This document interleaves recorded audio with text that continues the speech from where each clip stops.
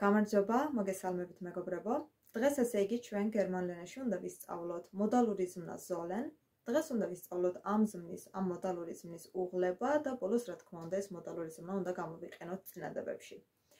პირველ რიგში მოდით ვისწავლოთ ამ მოდალური ზმნის უღლება. თუ როგორი იუღლება sollen. Sollen ჯერ მოდით სანამ უღლებაზე გადავალთ ვისწავლოთ თუ როგორი თარგმნება sollen. უკაცრავად. ესე იგი sollen ითარგმნება როგორც უნდა. ჩვენ ამ მოდალურ ზმნას ვიყენებთ, როდესაც რჩევას ვაძლევთ სხვას, ან როდესაც სხვისი აზრი გვაინტერესებს. ესე იგი, როდესაც რჩევას ვაძლევთ, ან როდესაც სხვისი აზრი გვაინტერესებს. ახლა მოდით ვისწავლოთ ამ მოდალური ზმნის უღლება. ესე იგი, sollen იუღლება ასე. Ich soll, du sollst, sie es soll, sie es soll, wir sollen, ihr sollt, sie sollen. ესე იგი, ich soll, du sollst, sie es soll, wir sollen, ihr sollt, sie sollen. და როგორც უკვე გითხარით, ეს ითარგმნება როგორც უნდა. აი მაგალითად ახლა მაგალითები მაქვს, მაგალითებს წავიკითხავთ და ამ მაგალითებს გადავთარგმნით და უკეთესად გაიგებთ თქვენს ამ მოდალური ზმნის თარგმანს, მნიშვნელობას, მის გამოყენებას და ასე შემდეგ. აი ჩვენი პირველი წინადადება, პირველი მაგალითი. Wir sollen zu Hause bleiben. Wir sollen, ანუ ჩვენ უნდა zu Hause სახლში bleiben დავრჩეთ. ჩვენ სახლში უნდა დავრჩეთ. Bleiben არის დარჩენა. ალბათ გახსოვთ, აქამდეც რა თქმა უნდა ჩვენ გვაქვს მოდალური ზმნები ნასწავლი. ჩვენ როდესაც მოდალურ ზმნას ვსწავლობდით, ყოველთვის ვამბობდით, რომ როდესაც მოდალური ზმნა გვაქვს წინადებაში გამოყენებული, მოდალური ზმნის მერე მეორე მთავარი ზმნა გამოიყენება საწყის ფორმაში. მეორე მთავარი ზმნა აღარ იუღლება და სად გამოიყენება? წინადების ბოლოში გამოიყენება. ამ შემთხვევაში bleiben არის დარჩენა და ეს არის ამ ზმნის საწყისი ფორმა და როგორც ხედავთ წინადების ბოლოშია გამოყენებული. Bleiben დარჩენა. Wir sollen zu Hause bleiben. ჩვენ სახლში უნდა დავრჩეთ. ეს არის ჩვენი პირველი მაგალითი. შემდეგი მაგალითი. Du sollst 3 Tabletten nehmen. Du sollst, ანუ შენ უნდა 3 Tabletten, 3 აბი, 3 ტაბლეტი, nehmen არის მიღება, აღება, ამ შემთხვევაში მიღება. ანუ 3 აბი უნდა მიიღო. 3 აბი უნდა მიიღო. შენ 3 აბი უნდა მიიღო. Du sollst 3 Tabletten nehmen. Nehmen არის მიღება, აღება და საწყის ფორმაშია გამოყენებული და როგორც ხედავთ წინადების ბოლოშია გამოყენებული, რადგან წინადებაში ჩვენ გვაქვს sollst, ანუ sollen-ის უღლება გვაქვს, მოდალური ზმნა გვაქვს. შემდეგი ჩვენი მაგალითი. Du sollst nicht rausgehen. Du sollst nicht rausgehen, ანუ შენ გარეთ არ უნდა გახვიდე. Rausgehen არის გარეთ გასვლა. Rausgehen, გარეთ გასვლა, ამ შემთხვევაში ეს არის უარყოფითი წინადადება, როგორც ხედავთ წინადებაში გვაქვს nicht. Du sollst nicht rausgehen, ანუ გარეთ არ უნდა გახვიდე. ამ შემთხვევაში უკვე ეს არის უარყოფითი წინადადება, წინადებაში გვაქვს nicht გამოყენებული და ამას დააკვირდით. და საერთოდ როდესაც მოდალური ზმნა გვაქვს წინადებაში გამოყენებული და ის წინადადება გვინდა რომ უარყოფითში გადავიყვანოთ, მაშინ nicht გამოიყენება მთავარი ზმნის წინ. ამ შემთხვევაში rausgehen არის მთავარი ზმნა, გარეთ გასვლა და არის საწყის ფორმაში, ბოლოში გამოყენებული და nicht მის წინ გამოვიყენეთ. ესეც უნდა დაიმახსოვროთ. შემდეგი ჩვენი მოდალური ზმნა ეს არის du sollst vorsichtig sein. Du sollst vorsichtig sein, ანუ შენ ფრთხილად უნდა იყო. ამ შემთხვევაში vorsichtig არის ფრთხილად, ფრთხილი, vorsichtig და sein არის ყოფნა. ზმნის საწყისი ფორმაა. ესე იგი du sollst vorsichtig sein, ანუ შენ ფრთხილად უნდა იყო ამ შემთხვევაში. შემდეგი ჩვენი მაგალითი ეს არის du sollst viel Tee trinken. ანუ შენ ბევრი ჩაი უნდა დალიო. Du sollst viel Tee trinken, შენ ბევრი ჩაი უნდა დალიო. Trinken არის დალევა.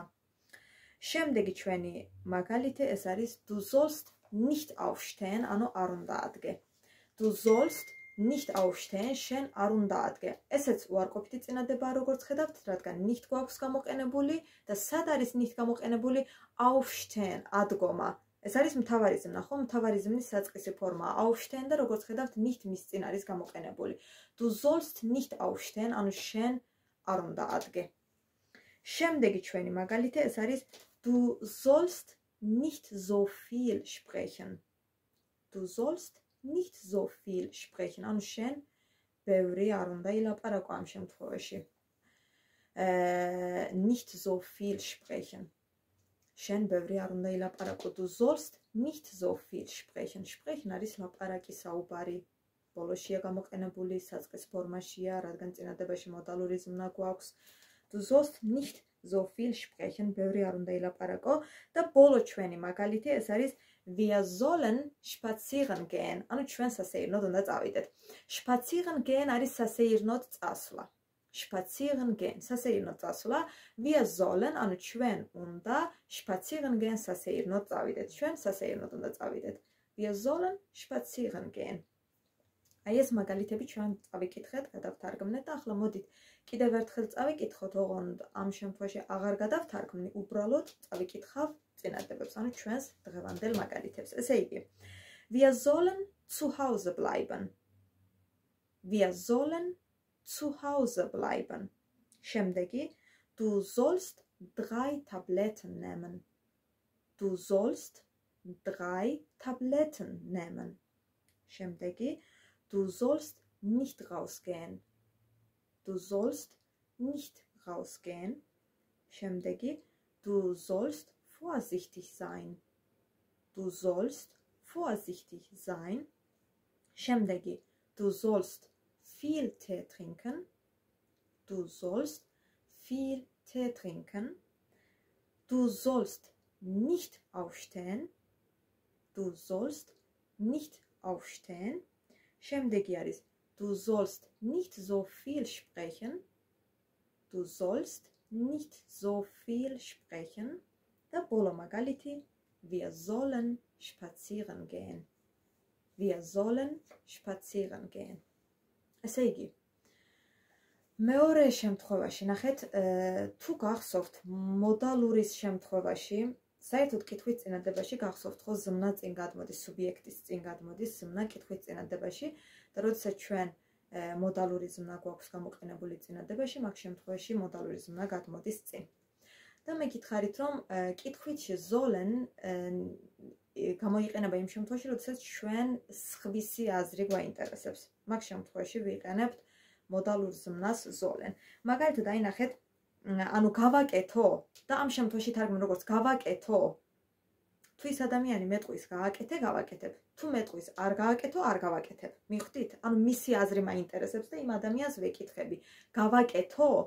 ამ შემთხვევაში გამოიყენება მოდალური ზმნა sollen. აი მაგალითად დააკვირდით ახლა ამ მაგალითს. Soll ich die Tür öffnen? ან მაგალითად aufmachen. Öffnen, aufmachen ორივე არის გააღება ამ შემთხვევაში. Aufmachen ან öffnen. ეს წინადდება შეგვიძლია ვთქვათ როგორც Soll ich die Tür öffnen? ანუ კარი გავაღო? კარი გავაღო? Soll ich die Tür öffnen? ან Soll ich die Tür aufmachen? Aufmachen ესეც გააღებაა, რომელიც გინდათ ის გამოიყენეთ. Soll ich die Tür aufmachen? ანუ კარი გავაღო? Soll ich die Tür aufmachen? ან მაგალითად die Tür კარი არ იყოს და ფანჯარა იყოს.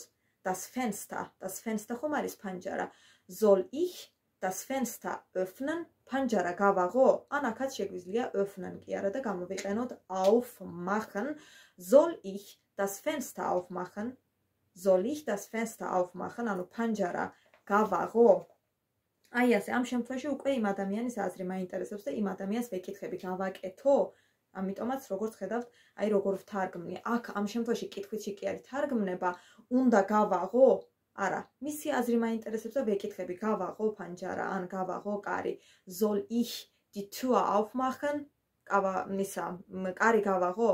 ან soll ich das Fenster aufmachen? ფანჯარა გავაღო? აი ასე გამოიყენება მოდალური ზმნა sollen და ეს ორი წინადადება რადგან იყო კითხვითი წინადადება, როგორც ხედავთ, soll წინ გადმოვიდა. დადებითში ჩვენ ვამბობთ ich soll, მაგრამ კითხვითში როგორც ხედავთ, soll გადმოვიდა წინ და გახდა soll